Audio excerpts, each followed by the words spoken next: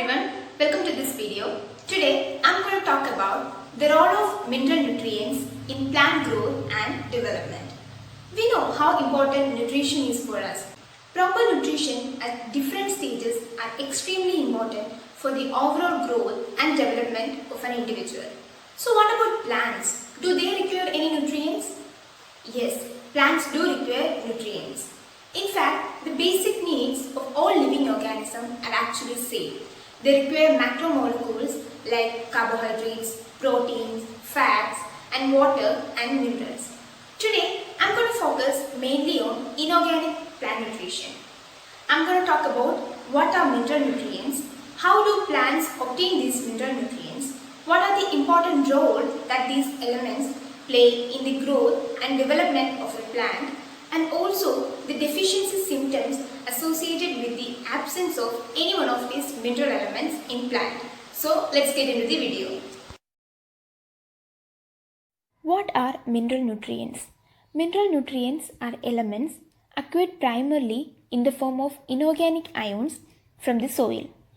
Mineral nutrients continually cycle through all the organism, but they enter the biosphere predominantly through the root system of plants. Plants absorb these mineral elements from the soil through their root system.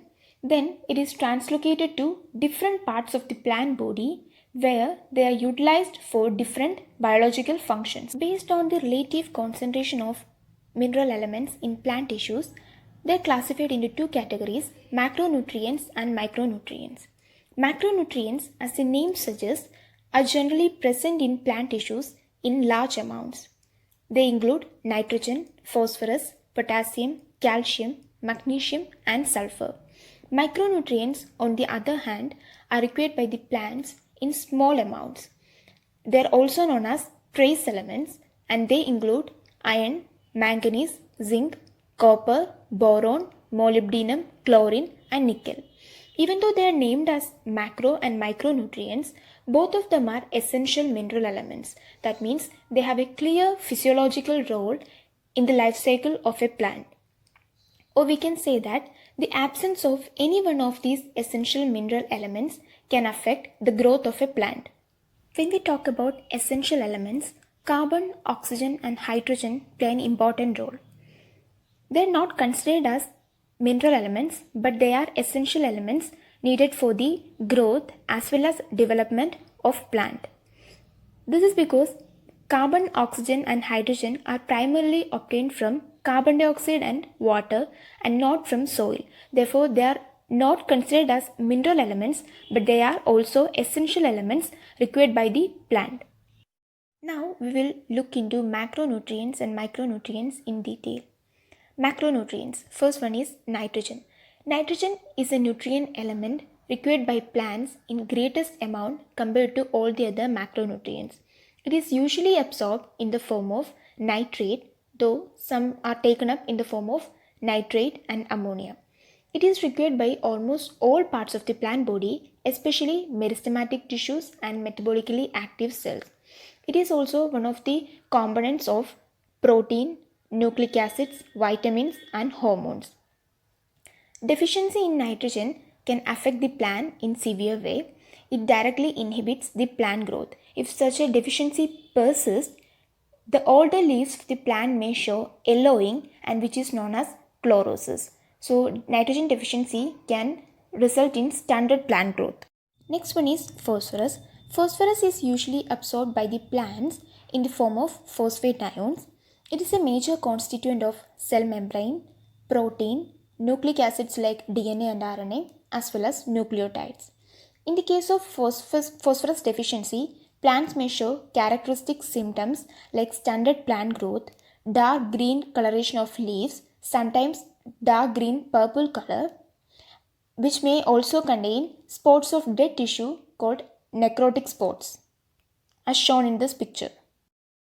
Next nutrient element is potassium, which is usually absorbed in the form of potassium ions. Plant parts like meristematic tissues, buds, leaves, and root tips require potassium in abundant quantities. Potassium usually helps to maintain anion-cation balance in cells and opening and closing of stomata, activation of certain enzymes, and it is also involved in protein synthesis. So, potassium deficiency can also have severe impact on plant growth.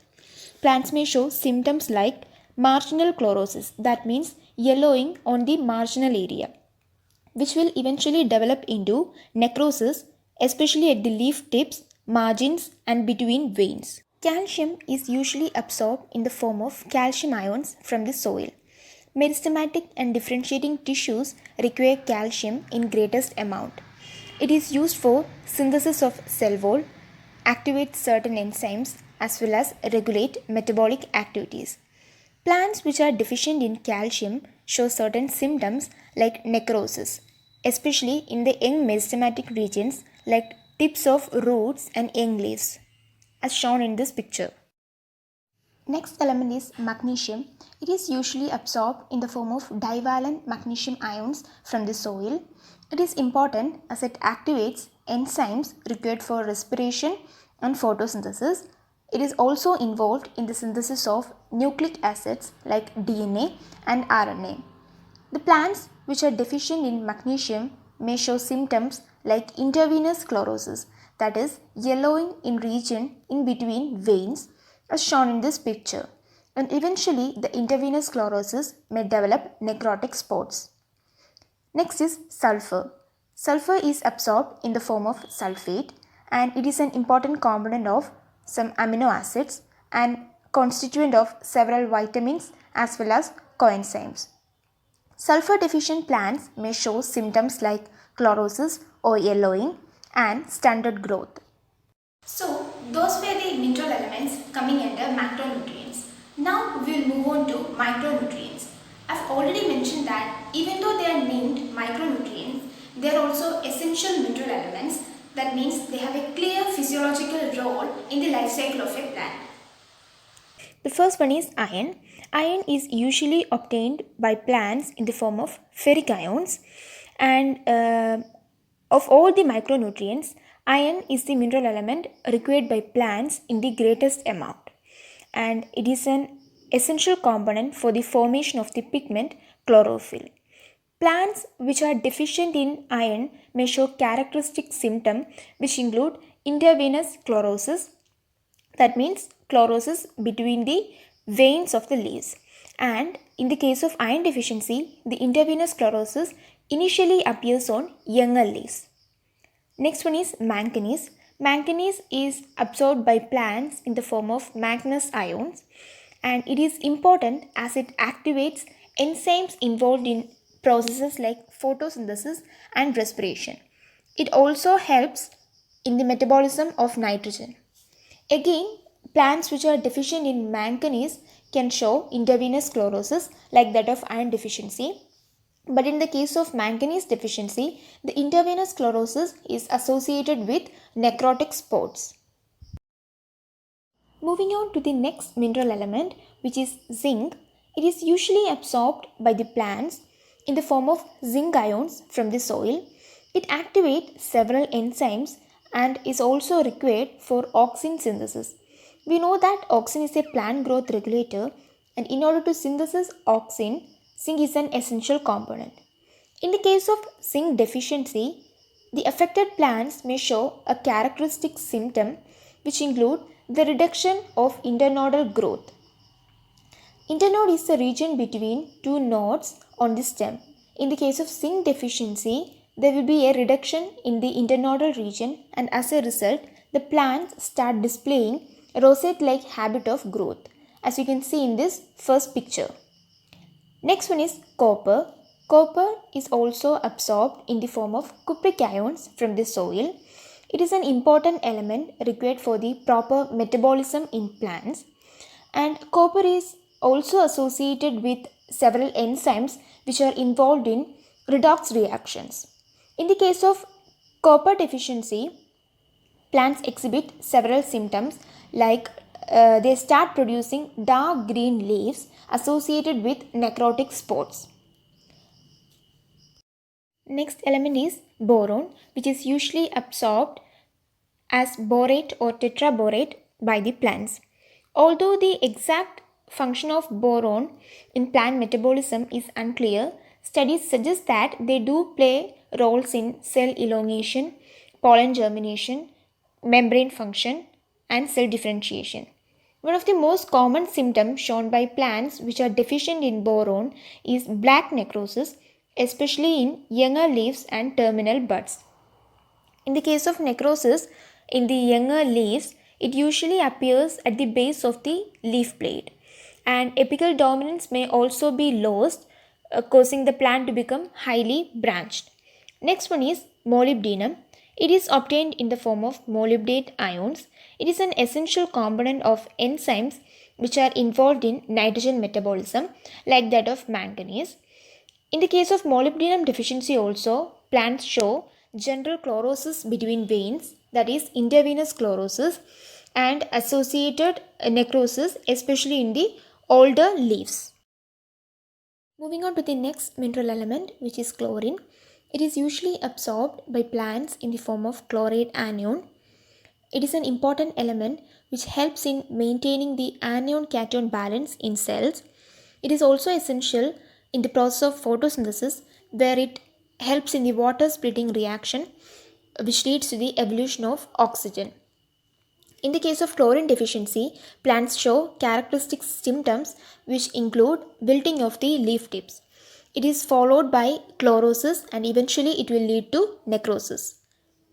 The last mineral element is nickel. Nickel is usually absorbed by plants in the form of divalent cation. In the case of higher plants, urease is the only known nickel containing enzyme. Plants which are deficient in nickel may accumulate urea in their leaves, and as a result, the leaf tips start showing necrosis. Nickel is a mineral element which is required by plant in very small quantities. Therefore, the plants which grow in soil seldom shows any signs of nickel deficiency. This is a sum up of all the deficiency symptoms exhibited by plant in the case of absence of any one of the essential mineral elements. Here you can clearly see that in the case of deficiency of elements like nitrogen, phosphorus, potassium, magnesium, zinc and molybdenum, older leaves are more affected. And in the case of deficiency of elements like iron, calcium, boron, manganese, sulfur, and copper, younger leaves are more affected. So, by looking into these symptoms and signs exhibited by the plants, we can identify whether a plant is lacking particular nutrient, and if it is lacking any, which are they, so that the treatments can be taken accordingly. So that's all about the video. Hope it was clear and thanks for watching.